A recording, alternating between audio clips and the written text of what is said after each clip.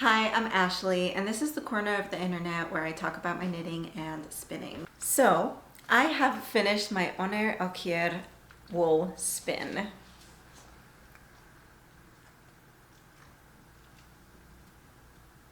I have 4 skeins of a worsted to DK weight yarn, and I have about 450 yards.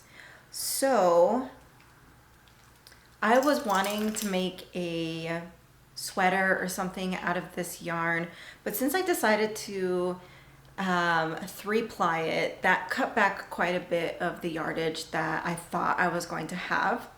So I decided to cast on a shawl. The shawl that I'm planning on casting on is called the Scr3am Shawl by Rebecca Clow, or the Scr3am.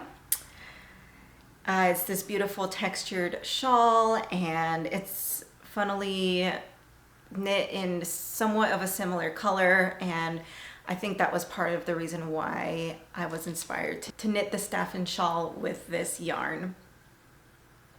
But yeah, I was feeling a little bit of cast on energy recently.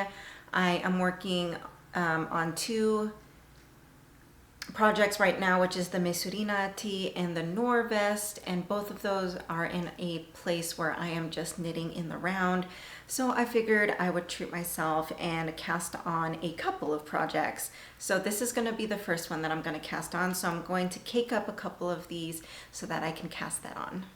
The next project that I want to cast on is going to be the Cumulus tee by Petite Knit.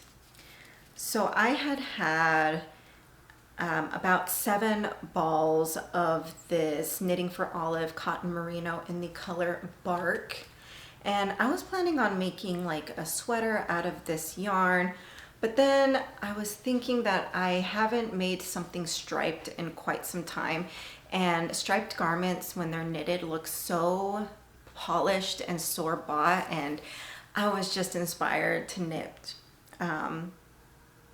a tee and knit a striped tee. And so I wanted to get a color that would pair with this, and I honestly kind of went for an unlikely color, but I'm really excited because I think it's going to come out really nice.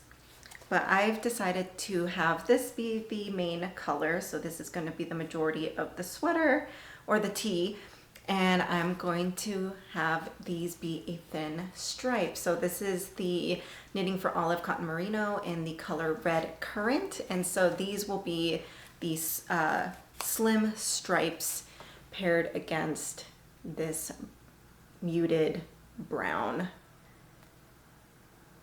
And I think that's just going to be so fun. So I'm going to go ahead and take you guys along with me to a coffee shop and cast this guy on. Since I had finished the Oner Okier wool that I spun up, and since it's currently toward the fleece, I still wanted to get some spinning in during this time. And so I did have this wool. This is a Romney wool from BZB, which is an Etsy shop I will have linked below. And this is the first time that I am spinning Romney. This is the natural white color of the sheep. And I've already started spinning with it, and it is incredible. Romney is such an incredible fiber to work with. The staple length is super long on it, and so it's just so easy to draft. And this is just such a beautiful, creamy, not completely white, but more of an off-white with some yellow undertones to it, wool. And it smells so sheepy. But my plan with this fiber is to spin it up. We'll see how much yardage I'll get out of the yarn. This is 1 pound of this Romney fleece, and so we'll see how much I get out of it, but I am wanting to dye this yarn with some madder root that I was able to also buy from an Etsy shop, and I also purchased alum as the mordant, so that way I will mordant the skeins of yarn before I dye it with that madder root and hopefully get a vibrant earthy red color from it.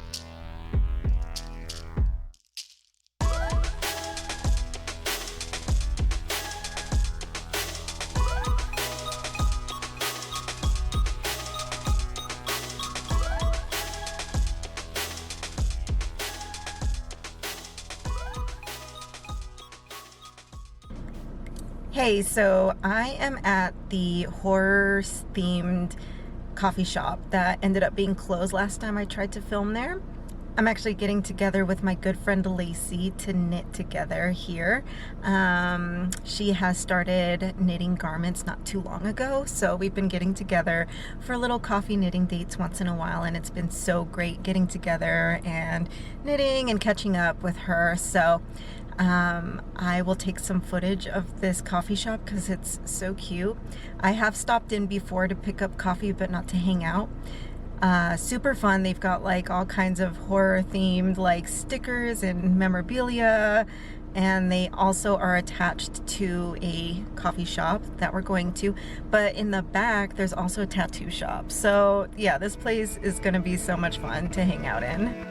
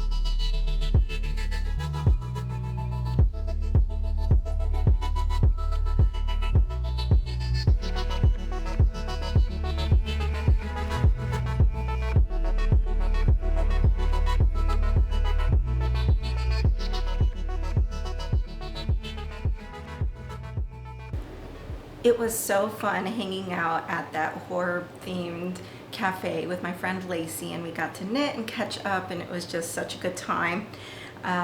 We both got a latte called Hey Ya Georgie, if you know from the movie It. So good. And it was a latte with sweetened with Nutella, and they also put a raspberry like sauce around the edge of the cup, so it kind of looked like blood. That place is just so clever and so cute. So I was able to cast on for my Cumulus Tea by Petite Knit. I am knitting this with the Knitting for Olive cotton merino, and the main color is bark, and the contrast color is red currant, and I am completely obsessed with this color combination. Oh, it looks so good. It's coming up super vibrant in the like on screen, but it's a tiny bit toned down in real life, but it's still like very like bright and it pops. So I am so loving how this garment is turning out, and hopefully I can get this done before summer ends, but this is definitely something that I can wear under coats or, you know, under sweaters when it cools down. My other recent cast on is the Staffen Shawl by Rebecca Clow, or the Crayabea. I am knitting this with the Honor Okier wool that I spun, and since this is quite a chunky yarn, it's growing quite quickly. So this is what I have so far, and this is so beautiful. I love the texture. I'm loving how this yarn is, like, I love how textured the yarn itself is, and it's quite thick, and it's, I don't want to say it's ropey, but it's stiff. I think after blocking and wearing it for a while, it'll probably soften up and drape a little bit more. But since this is a shawl, I'm kind of excited that it's gonna be this like thick, warm, somewhat of a stiff fabric that I can throw over my shoulders. I am loving how this is turning out. It's such a beautiful pattern, and yeah, the color is just fantastic. And when it comes to my Nora vest, I am still just working in the round until it reaches length. I know that I said that I was going to stop to work on the collar as well as the ribbing on the shoulders or on the arm openings, but I honestly connected the yarn and just kept on knitting and didn't even think about it. So I'm just going to knit it to length, add the collar and the arm ribbings, then see if I need to add any more length before I bind off. And yeah, my Nora vest will be complete with the yarn that I dyed with avocado pits and avocado skins. And this is the DK Scout from Kelborn Woolens. Here is the progress of my Mesorina tee. I actually did a mid-project block on this because even though I added length to the yoke and tried it on, I still felt like it was sitting too tight under my armpit. So since this is a alpaca silk linen blend yarn, I figured if I block it and see how it's going to stretch, because it will stretch because of the content of the fiber, I figured, you know, that would give me a good idea on where it will sit and if I should continue knitting the body. And you know, I was concerned about the copper bleeding onto the lighter pink carnation yarn, and it did a little bit, not too bad. Like, I'm not mad at it. I don't think you can notice at all unless you look up real close. Gosh, that color motif is so gorgeous. And you know, I'm gonna sleep on it but I am not happy with how this garment is turning out. Since it is a round yoke, you know, it is going to have kind of like a bunching effect when you pick up your arms. And in this case, since I knit the whole color work in this, on these needles that has a pretty short circumference in regards to the like circumference of the yoke itself, I think I made the yoke a little bit too tight, which is such a bummer, because when I wear it, I feel like I always have to pull it down so that that bunching doesn't happen. And if I lift up my arms even a little bit, it bunches up. So this is about as far as the yoke will stretch. And I think ideally it should be able to open, like the arm, the yoke and the arm should be able to rest on my arm, you know, at a 90-degree angle. So that's kind of a bummer. I'm gonna sleep on it because I'm so enjoying how this is turning out.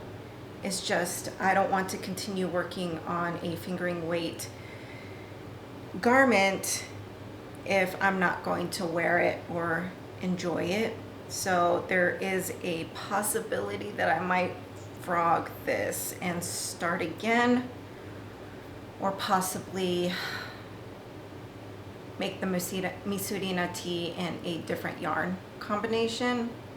I just feel like this pattern has been kind of cursed for me. I feel like I've cast it on so many times and have, you know, ripped back, changed yarn combinations, changed yarn color combinations, and it's just not working out, even though I so dearly want this garment because it's so beautiful. And it's nothing against the pattern. You know, I think the pattern is very well written and I have had no issues with it so far. It's just, yeah, my yarn choices and not being careful when it comes to round yokes and color work, stranded color work, and, you know, making sure that the stranded color work is distributed in a circumference that is going to fit well over my body. So we'll see. Finally, I am going to cast on one more project.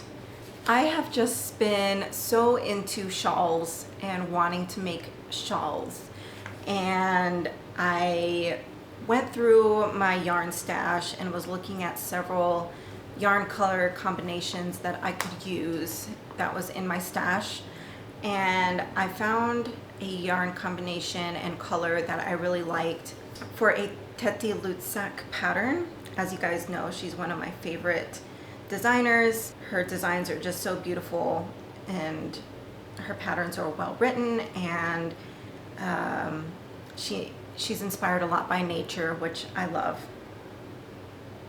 And so I went ahead and got the Navales wrap, and this is a beautiful two color work shawl slash wrap that is stunning, and it kind of has that whole like mirrored color contrast motif on it, and it's just so beautiful. And so looking through my stash, I had this yarn originally for a sweater, but I saw that, you know, I had enough for this shawl. And so I am going to be using the Patagonia Organic Merino by Juniper Moon. This is a DK weight yarn, and I have the color Mahogany, which is this beautiful brown with little flecks of red and orange in it, some white as well. And I'm going to pair that with this color, which I believe is Rust, which is this beautiful, more of a muted red than what is coming up on camera. But I figured these two colors would be really beautiful for that wrap. So I want to get these caked up, and I'm gonna go to a coffee shop and start this project so that it's ready for the fall.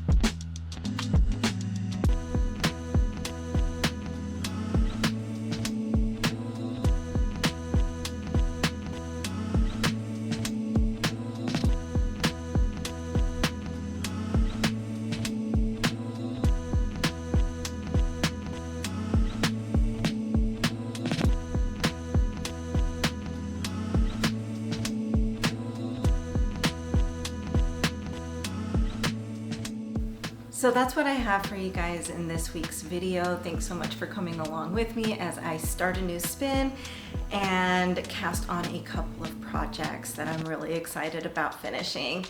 So thanks so much for coming along with me this week, and I will see you on the next one. Make sure to get some crafting in.